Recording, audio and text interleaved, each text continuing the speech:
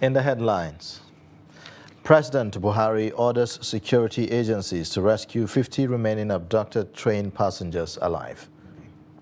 Troops of Operation Hadin K hands over 2 rescued Chibok girls, 2 children to Borno government.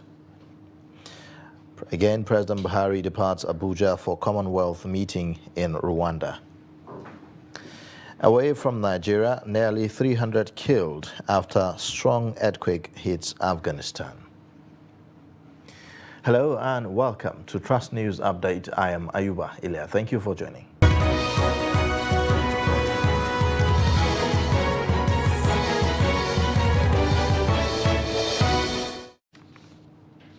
Beginning with security, the Nigerian Army says it has rescued 2 Chibok girls during its operations in Bama and Goza local government of Borno State. The theater commander of the Operation Hadin K, Major General Christopher Musa, who disclosed this in its recent operations update, said that 2 Chibok girls were rescued in 2 separate operations. Musa, who stated that 57,000 Boko Haram terrorists have surrendered and are undergoing rehabilitation and investigation, urged communities not to trade with terrorists. What is being done now is to ensure that they are safe and secured, while the other ones are encouraged to surrender. Now, for those ones who are still in the bushes, what we are telling them is that they still have the opportunity to come out. They can see, since the other ones have surrendered, nothing has happened to them. They are being treated nicely, treated humanely. And so they have that freedom. Let them not listen to their commanders.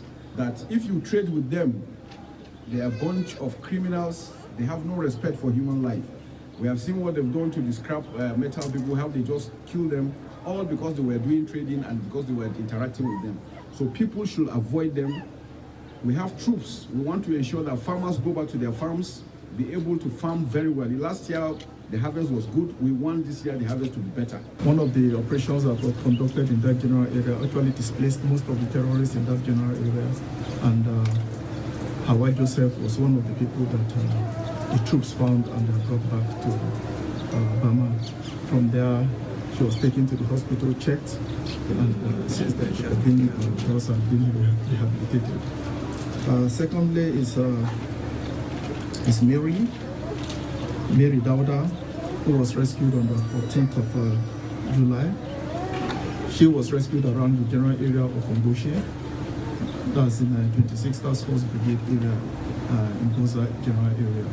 Troops on patrol also during Operation Desert Sanity encountered, after clearing some of the areas, they met her and rescued her with her baby and brought her to Goza for onward movement to this general area. Now, President Muhammadu Buhari has insisted that the 51 or more victims of the Kaduna-Abuja train attack who are still in captivity must be brought home alive. The kidnappers had demanded for the release of their own children, and despite governments acceding to the demand, only 11 of the victims were released. However, the president has approved that government will continue its 2-lane kinetic and non-kinetic approach to secure the passengers' safe release. President Buhari welcomed the return of the recently released passengers to their families and loved ones. Staying with security matters, the security operatives have called on local communities to put measures in place in order to identify those feeding bandits with information on their targets. Kaduna State Police Commissioner CP Yekini Ayoku gave the advice after Sunday's attack by terrorists on churches in Kajuru that led to the death of 3 persons. At least 3 persons have been confirmed killed and scores abducted during the attack. The latest attack is one of the many incidents faced by communities in Kajuru, which is a reflection of the sorry state of security in Kaduna. An eyewitness, Bashir Usman, who recounts the incident, says the terrorists attacked the churches after unleashing terror on nearby communities. So when they came, they met some people in the church. They decided to get into the church, pack some of them, gather them in a particular place, then move to another village again, which is the Robo 2. then did likewise. They moved from Robo 5 to Robo 1. They were doing the same thing. So they came on bike, and there were a lot of them on bike that came to that particular place.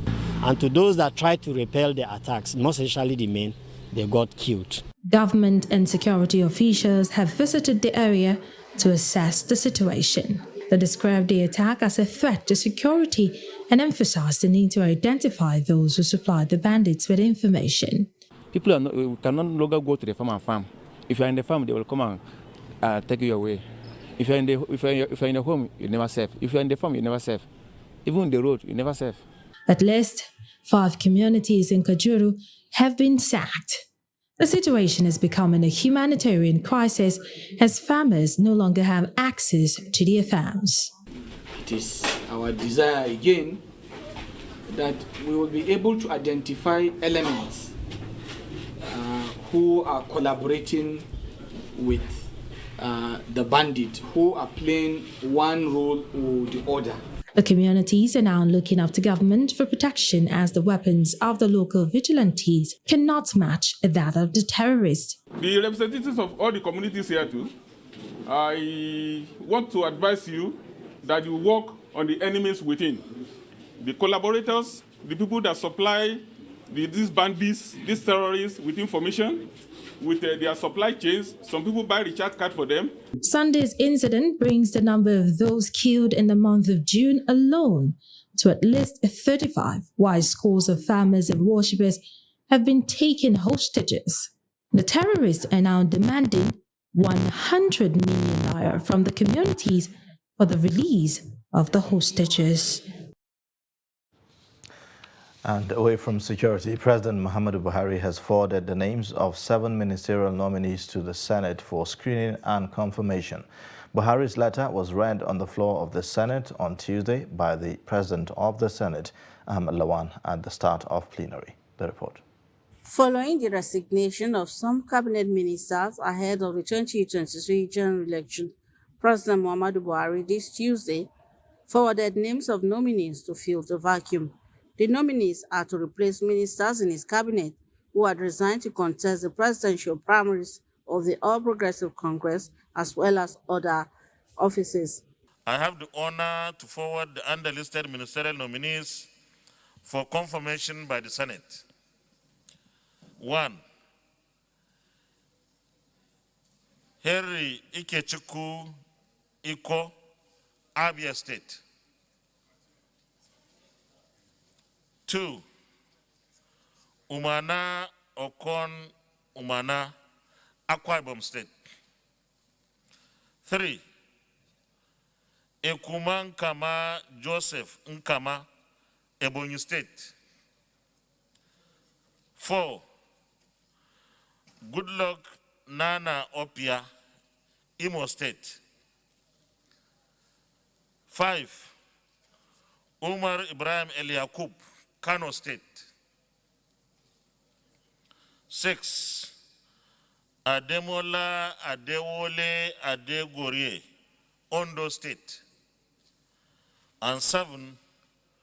Odum Udi, River State. Copies of their curriculum vitae are attached herewith. It is my hope that this exercise will receive the usual expeditious consideration of the distinguished members of the Senate of the Federal Republic of Nigeria. Please accept, Mr. Senate President, the assurances of my highest regards. Signed, yours sincerely, Muhammadu Buhari. Some of the cabinet ministers who resigned for the purpose of contesting the presidential primaries include Godswill Akpabio, Rotimi Amechi, Ogbonnaya Onu, and Chukwuemeka Nwajuba. You're watching the news update on Trust TV. Coming up shortly. The return of olden days kitchen tools. Details and more after the break.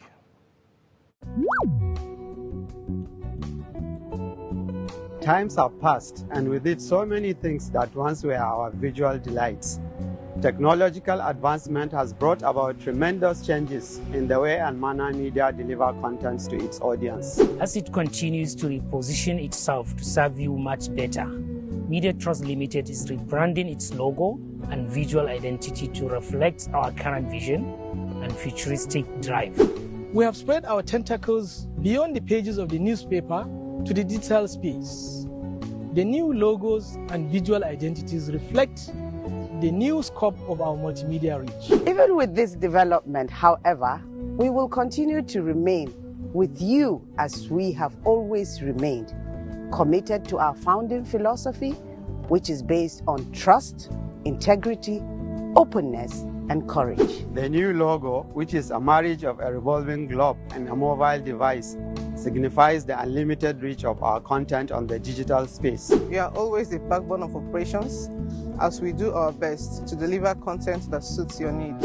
When you see a new trust title or platform in the next few days, therefore, do not be alarmed. We remain committed to you and will continue to serve you through fair and responsible journalism.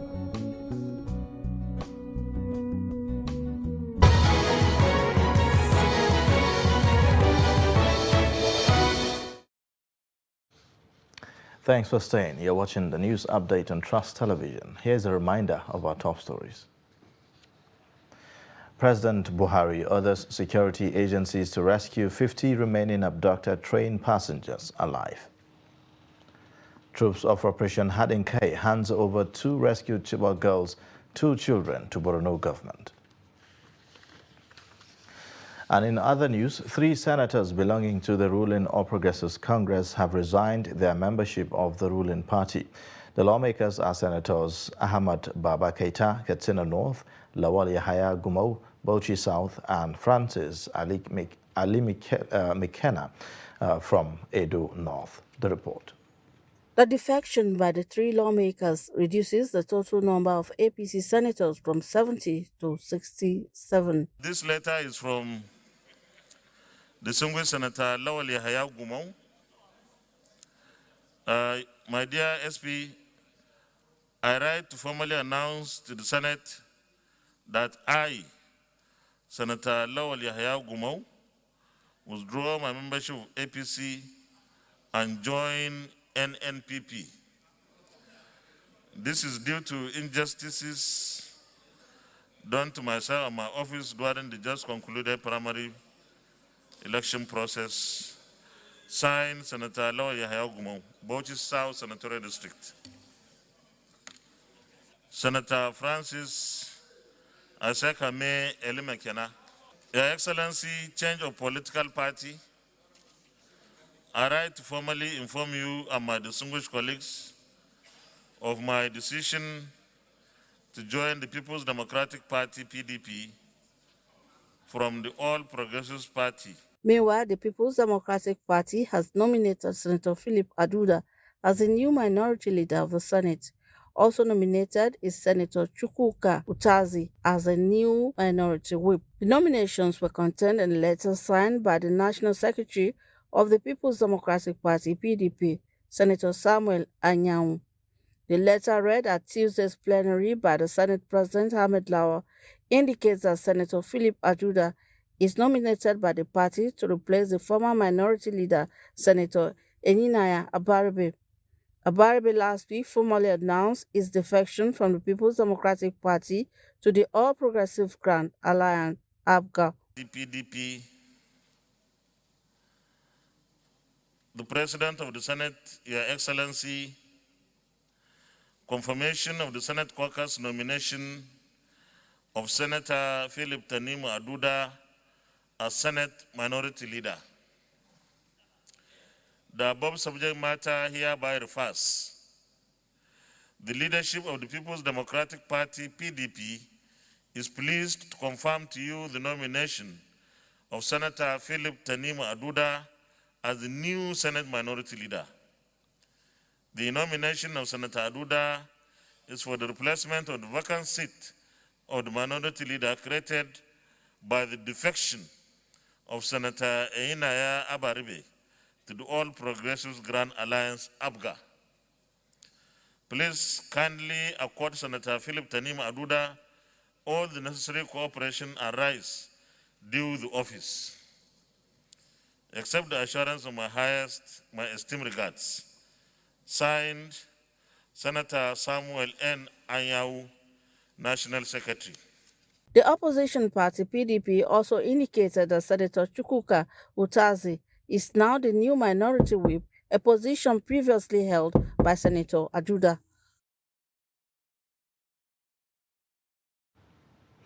Old kitchen tools such as grinding stone, coal pot and clay pot, among others, are gradually fading out in many homes, and people gradually embrace modern cooking utensils. Despite this paradigm shift, many people still prefer the traditional ones as they can be readily seen in their homes. In this report, our correspondent takes a look at how housewives are returning to old kitchen utensils amidst the current economic realities. These utensils belong to the yesteryears and can hardly be found in many homes in the city. Those who use them say they prefer them to modern kitchen utensils.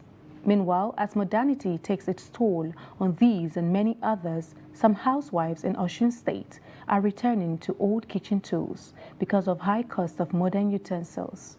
Mrs. Eunice Babalola says she uses grinding stone and clay pot for her cooking, adding that she enjoys them.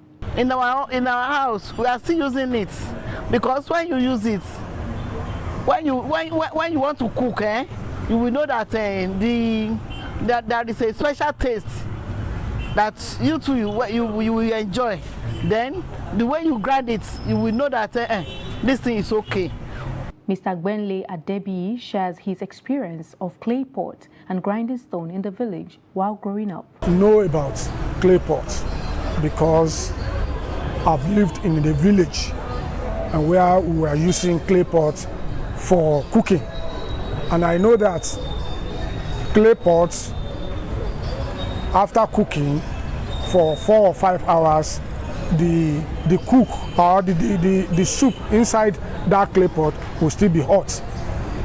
Madam Grace Dari say pepper mashed on the grinding stone and soup cooked with clay pots tastes more natural and are believed to be healthy. The advantages in using the stone to grind pepper, it makes our pepper to be very, very smooth and is very, very tasteful when you use that the pepper you grind on stone than that of machines. Although others differ with her stand, there is a general consensus that old kitchen utensils are more affordable and readily available for those who still rely on them. As fuel scarcity persists in the Federal Capital Territory, the Federal Fire Service has cautioned Nigerians against storage of premium motor spirits, popularly known as petrol, in their homes. In an exclusive interview with Trust TV, the National Public Relations Officer of the Federal Fire Service and Assistant Controller Fire, Abraham Paul, said petrol is a highly inflammable liquid which, if not handled carefully, can cause a fire explosion. He said many reported fire outbreaks have been linked to storing of fuel in residents across the country, a situation he noted is avoidable. The report.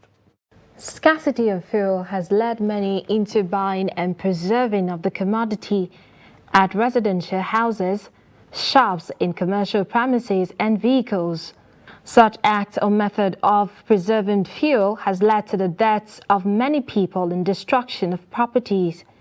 In spite of the present scarcity of fuel, Nigerians have been advised against the storing of gasoline or petrol in the residential business complexes, as this has led to sad reports of fire outbreak in locations where it is stored. Abraham Paul, National Public Relations Officer, Federal Fire Service, speaks on the negative effect of hoarding fuel. It is our appeal to Nigerians that they should not hoard fuel. Yes, here and there the fuel lines begin to build up, but please just buy, as you have need of. because these are highly inflammable things that when kept in confined space or at home will portend very high risk, not just to the individual but even to others' lives and then properties. He also said all Nigerians owe a duty to prevent fire outbreaks, as prevention is better and cheaper than cure. Well, I'd like to start by saying that since coming into office of the present Controller General, Engineer Abdulganiyu Jaji, his mantra has centered on prevention. Like he's always told us, and every time he has the opportunity to speak, he says that prevention is better, it's cheaper, it's easier, than firefighting. Our men across the country, they are ready to respond to any fire incident, but Nigerians owe a duty to self. Fire prevention is everybody's business. The fire service cautioned Nigerians to avoid any act which could lead to a fire outbreak in their environment. We'll now take a short break. The news update continues shortly. Please stay with us. As the 2023 elections draw near, remember, evil prospers when good men and women only wish for peace, but never take a step to make peaceful elections happen. Are you a father? Are you a mother? What are you saying to your children as elections approach? Have you warned them not to let themselves be used to cause violence? Have you explained to them what the consequences of electoral violence might be? Do your part to make peaceful elections happen. Talk to your children. Protect them from unscrupulous politicians who want to put them in harm's way, while their own children are comfortable at home, within and outside the country. Let's join hands to make 2023 elections peaceful. This message is from the National Orientation Agency, NOAA.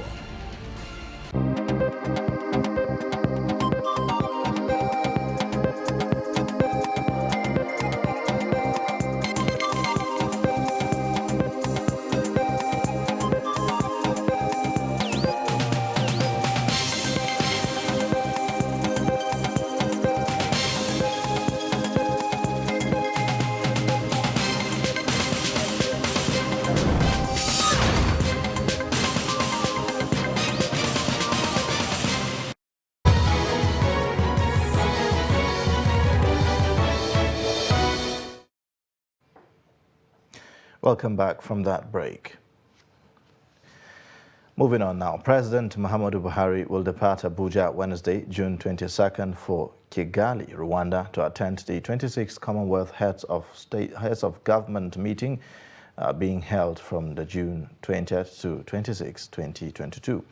At the meeting, the President will join other leaders to participate in discussions focused on progress and prosperity of the more than 2 billion people living in the 54 independent countries in Africa, Asia, the Americas, Europe, the Pacific that make up the Commonwealth. The theme for the meeting is delivering a common future, connecting, innovating, transforming.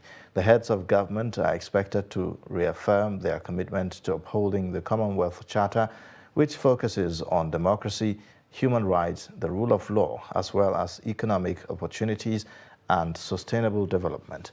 Buhari will attend the official opening ceremony on June 24th, followed by high-level meetings of heads of state and government on Friday 24th and Saturday 25th June, according to a statement by his spokesman, Femi Adesina.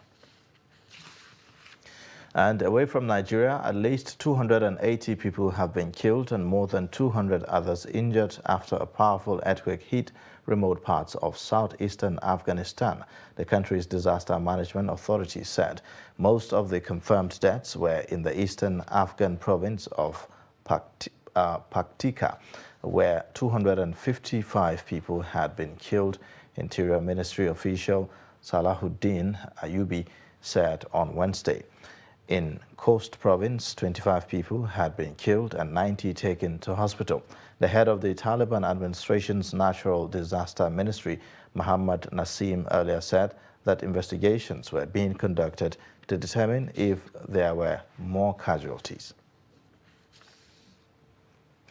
And in sports news, Chelsea striker Romelu Lukaku will rejoin Inter Milan on a one-year loan deal after a disappointing spell with the Premier League club, according to reports on Tuesday. Inter are reported to have negotiated an €8 million loan fee to sign Lukaku, who reportedly agreed a pay cut to leave Stamford Bridge.